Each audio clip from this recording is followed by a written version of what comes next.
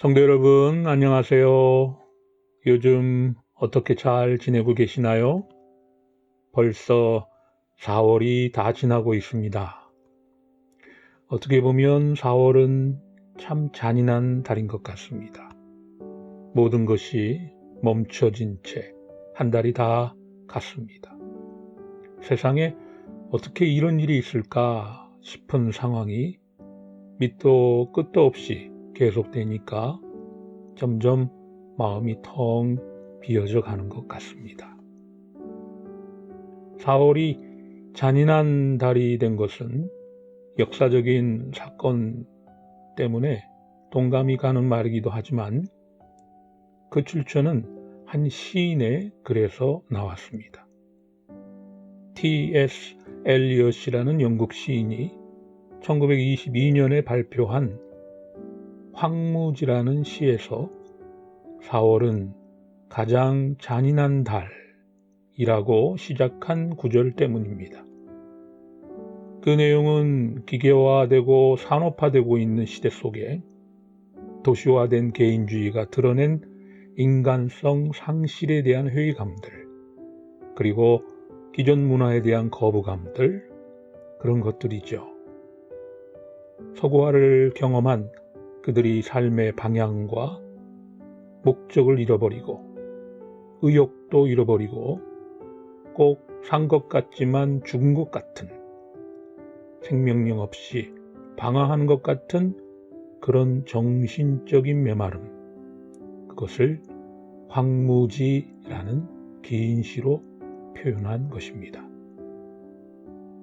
저에게는 황무지의 또 다른 기억이 있습니다. 청년일 때였습니다. 뉴욕에서 아파트에 살고 있을 때였죠. 어느 날 방 한편에 제가 작은 탁자 하나를 놓고 성경책을 그 위에 올려놓고 그 앞에 기도방석을 하나 만들어 놓았습니다. 밖에 나갔다 들어오면 먼저 기도방석에 무릎을 꿇고 기도했고요. 말씀을 읽었습니다. 제가 그렇게 한 이유는 제가 믿음이 좋아서가 아니고요. 딴 이유가 있었습니다. 바쁜 이민 생활에 일을 마치고 집에 들어오면 피곤하죠. 몸은 지쳐있고 방에 있으면 뭘 하겠습니까? 그냥 잠을 자거나 아니면 TV나 영화를 보거나 컴퓨터를 붙잡고 있거나 친구와 전화를 하거나 밖에 나가서 놀거나 그런 것이 대부분이었지요. 사실 문제는 그것이 아니었습니다. 그런 소일거리들이 나쁜 일은 아니잖아요. 진짜 문제는 그것이 반복되니까 삶이 너무 무의미해져서 마음이 점점 메말라 간다는 것입니다. 제가 텅 빈 마음을 무엇으로 달랬을까요? 약이 안 들면 더 독한 약을 찾듯이 결국 술, 담배에 손을 대고 더 깊이 빠지게 되고 알게 모르게 수많은 죄를 저지르는 것이 더 큰 문제였습니다. 더 괴로운 것은 또 있어요. 교회를 나간다는 것이죠. 그러고서도 사람들 앞에서 아무렇지도 않게 산다는 것이 참 신기했습니다. 우습기도 하고 마음 아프기도 한 것이 교회에서는 믿음 좋은 청년으로 저를 보고 있다는 것이 더 마음이 괴로웠습니다. 저는 엘리엇을 잘 몰랐습니다. 나중에 생각해 보니까 엘리엇이 주창했던 모더니즘, 그 포스트 모더니즘에 빠지기에 딱 좋은 형편이었죠. 정말 지금 생각하면 하나님의 은혜가 아니었다면 어떻게 됐을까? 정말 주님이 저를 붙잡아 주신 것, 그리고 교회 청년들과 성도님들이 저를 위해 기도해 주신 것에 대해서 늘 감사하고 있습니다. 그 힘이었죠. 아마 그때 제 마음이 엘리엇의 시처럼 황무지였던 것 같습니다. 그 황무지 같은 마음에 꼭 속삭이는 말들이 있어요. 깨어있지 않으면 넘어가기 쉬운 말입니다. 제가 어릴 때 들었던 산은 산이로되 물은 물이라는 정말 고상하고 득도의 말들, 또 다 소용없어, 너 하고 싶은 대로 하면서 살아, 그게 최고야, 그런 말들, 아무도 믿을 놈 없어, 너 자신을 믿어야 돼 라는 말들 등등. 여러분, 황무지가 얼마나 긴 시인지 아시나요? 저는 읽다가 포기했습니다. 황무지의 그 긴 시가 결국 땅으로 돌아옵니다. 그리고 자기로 돌아옵니다. 저는 그걸 보고 마음이 더 우울해졌죠. 저의 마음에 다 산이면, 다 물이면, 다 땅이면 하늘은 어디 있을까? 하나님은 어디에 계실까? 저는 다시 땅으로, 다시 세상으로 돌아가기는 싫었던 모양입니다. 아마 그래서 제가 그때부터 기도원에 올라가기 시작한 것 같습니다. 하나님을 만나고 싶었던 거죠. 주일 말씀에 이스라엘이 하필 하고 많은 것 중에 금송아지를 만든 이유가 뭘까요?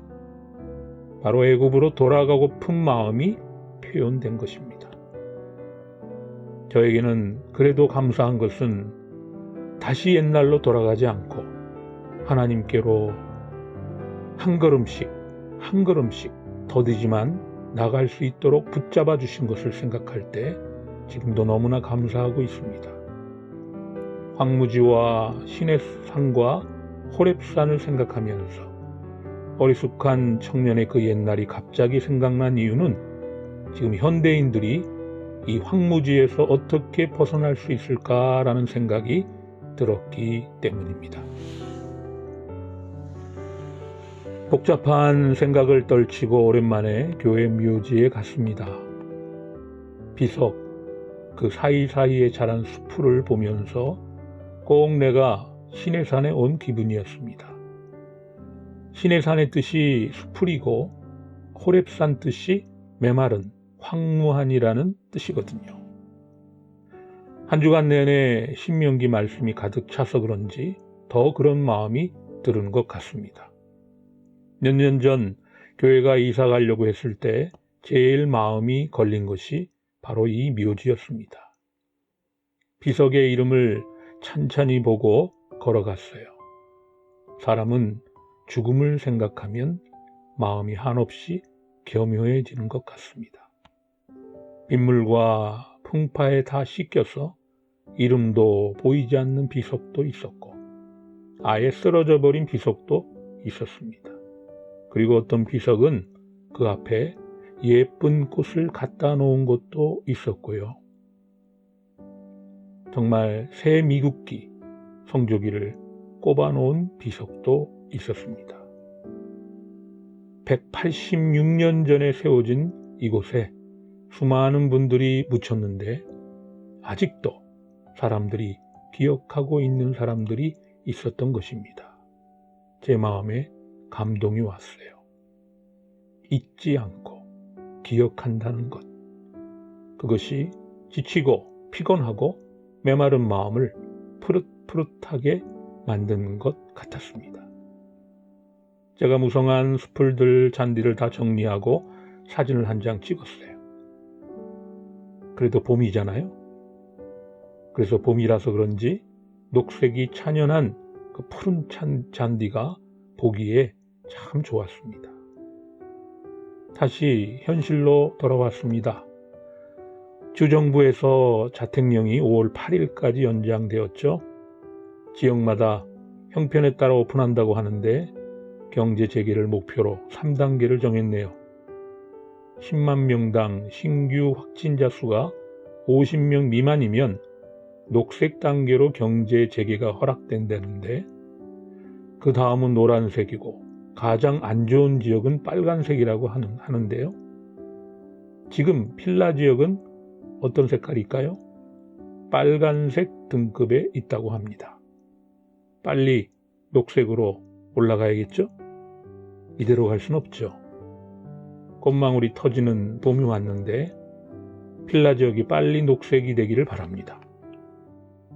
각 지역별 등급 결정은 5월 8일쯤이나 최종적으로 결정한다고 하는데 저는 하나님의 결정은 뭔가, 하나님의 뜻은 뭘까를 생각하면서 기도의 자리를 펴기를 원합니다. 그곳에서 먼저 제 뜻을 말씀드리겠죠. 그러나 잊지 않습니다. 하나님, 주님 뜻대로 되기를 원합니다. 그래요.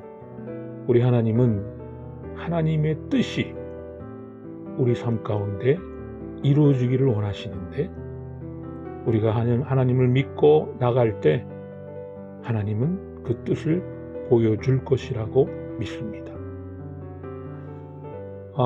제 집사람이요, 귀가 오랫동안 안 좋았는데 아파서 병원에 가서 약을 처방받고 지내고 있던 중에 뭐가 잘못되었는지 밤에 잠을 못 잘 정도로 귀가 너무 아파서 고생하고 있는 형편이었습니다.